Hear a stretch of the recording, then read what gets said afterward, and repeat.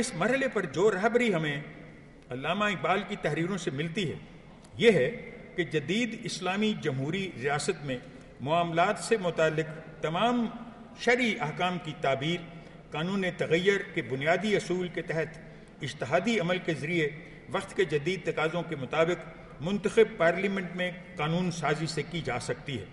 دوسرے لفظوں میں ان کے نزدیک اجتہاد کی سہولت کے ذریعے مسلم معاشرے کے لیے فائدہ مند ہر اس تصور، خواہ وہ مغربی تصور نیشنلزم ہو یا سیکولرزم کی مثبت اقدار کو اسلامی شریعت میں مدغم کیا جا سکتا ہے۔ ہمارے آج کے علماء یہ سمجھنے سے قاصر ہیں کہ کسی قوم کی تقدیر کا انحصار اس بات پر نہیں کہ اسے کسی نہ کسی اصول کے تحت مستقل طور پر منظم رکھا جائے، بلکہ اس بات پر ہے کہ قوم کس قسم کے قابل اور طاقتور انفرادی شخصیتیں پیدا کر سکنے کی اہل ہے۔ ایک ایسے معاشرے میں جہاں محض تنظیم پر ہی زور دیا جائے فرد کی اہمیت کلی طور پر ختم ہو جاتی ہے۔ فرد اپنے گرد و نواح کے معاشرتی فکر کی دولت تو حاصل کر لیتا ہے لیکن وہ اپنی فطری اجتہادی روح گنوا بیٹھتا ہے۔ پس اپنی گزشتہ تاریخ کا جھوٹا احترام اور اس کی مصنوعی احیا کسی قوم کے زوال کو نہیں روک سکتے۔ تاریخ کا سبق یہی ہے کہ ایسے نظریات جنہیں کسی قوم نے خود متروک قرار دیا ہو اس قوم میں کبھی قوت حاصل نہیں کر سکتے۔ کسی قوم کے زوال کو روکنے کے لیے جس قوت کی ضرورت ہے وہ خود شناس افراد کی پیدائش، پرورش اور حوصلہ افزائی ہے۔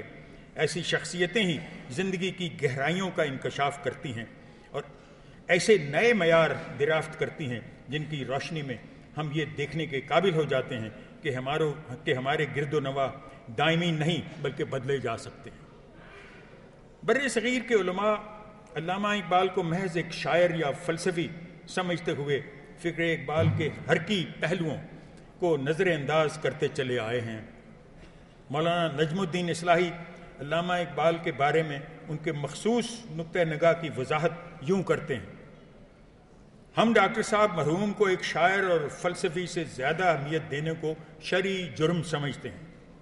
پاکستان میں قانون سازی کا اصول فکر اقبال کی روشنی میں تو ہو سکتا ہے کیونکہ پاکستان جس اسلام کے نام پر بنا ہے وہ مرحومی کے فلسفے کا دوسرا نام ہے۔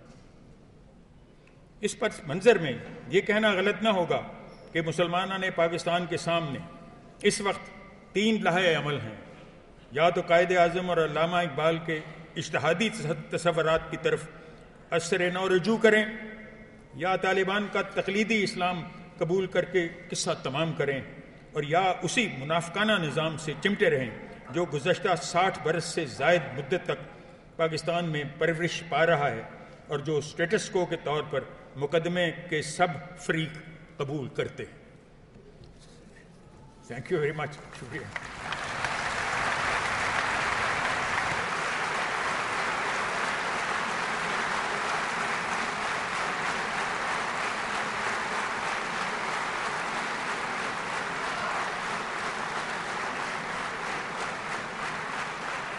اعوذ باللہ من الشیطان الرجیم، بسم اللہ الرحمن الرحیم، رب اشرح لی صدری ویسر لی امری واحلل عقدۃ من لسانی یفقهوا قولی، اللہم صلی وسلم وبارک علی سیدنا محمد وعلی آلہ وصحبہ وسلم۔ آج ہمارے محترم بزرگ بھی یہاں تشریف رکھتے ہیں، ہمارے اساتذہ بھی، ہمارے دوست، ہماری بہنیں۔ ہم یہاں رسمی تقریر کرنے نہیں آئے، جو ہمیں جانتے ہیں وہ اس بات سے واقف ہیں کہ نہ ہم نے کبھی رسمی تقریر کی ہے نہ آج کریں گے، اور ہو سکتا ہے ہماری باتیں کچھ ہمارے بزرگوں کو بری بھی لگیں، لیکن ہمارا آج کا خطاب، یہ ہمارے دل کی آواز آج نوجوانوں سے ہم مخاطب نہیں ہیں، ہم اپنی اس نسل سے مخاطب ہیں جو ہم سے پہلے گزر گئی، جو ہمارے بزرگ ہیں۔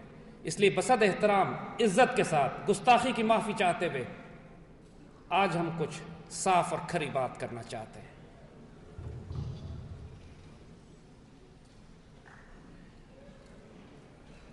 آج صبح سے ہمیں غیر معمولی خوشگوار حیرت ہو رہی ہے۔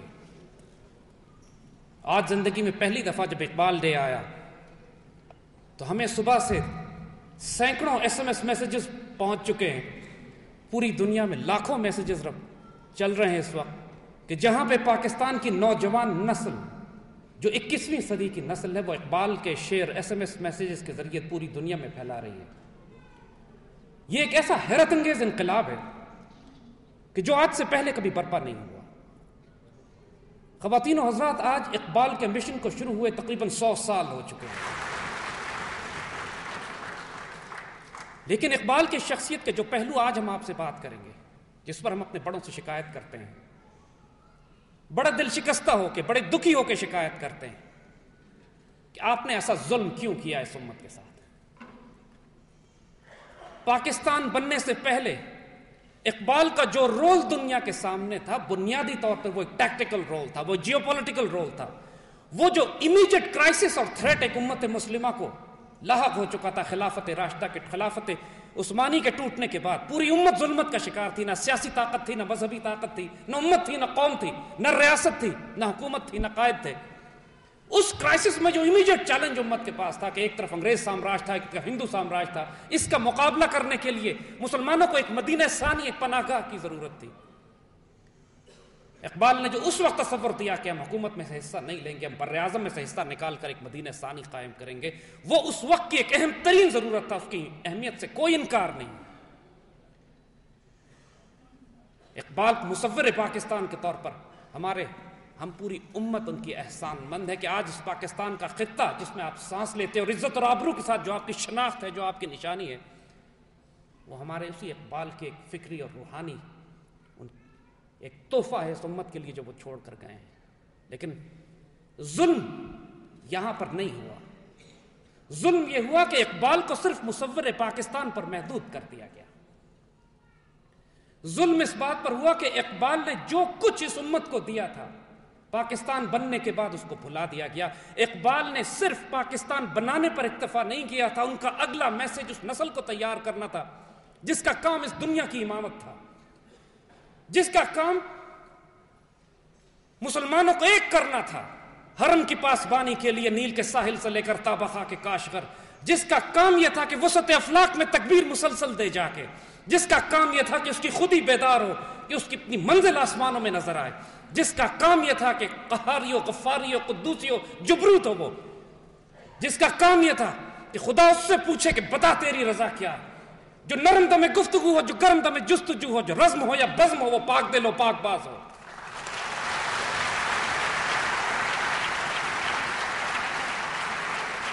آج ہم اپنے بڑوں سے شکایت کرتے ہیں وہ نسل کیوں نہیں تیار کیا آپ نے؟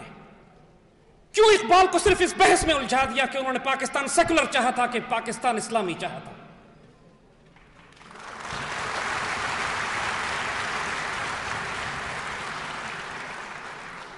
کیوں انہوں نے مسلمان نوجوانوں میں وہ مرد آزاد پیدا نہیں کیے جن کی زندگی کا مقصد تیرے دین کی سرفرازی تھا، جو اسی لیے مسلمان تھے اور اسی لیے نمازی تھے؟ کیوں وہ آزاد بندے پیدا نہیں کیے جن کی پابندی یہ تھی تیرے آزاد بندوں کی، نہ یہ دنیا نہ وہ دنیا، یہاں مرنے کی پابندی، وہاں جینے کی پابندی. ہم اپنی گزری ہوئی نسل سے یہ شکایت کرتے ہیں، یہ ظلم کیوں کیا آپ نے؟ اپنے علماء سے، اپنے دانشوروں سے، اپنے اساتذہ سے، اپنے حکمرانوں سے اپنا جواب سوچ لیجئے گا کہ جب آپ کو آخرت میں دینا ہوگا.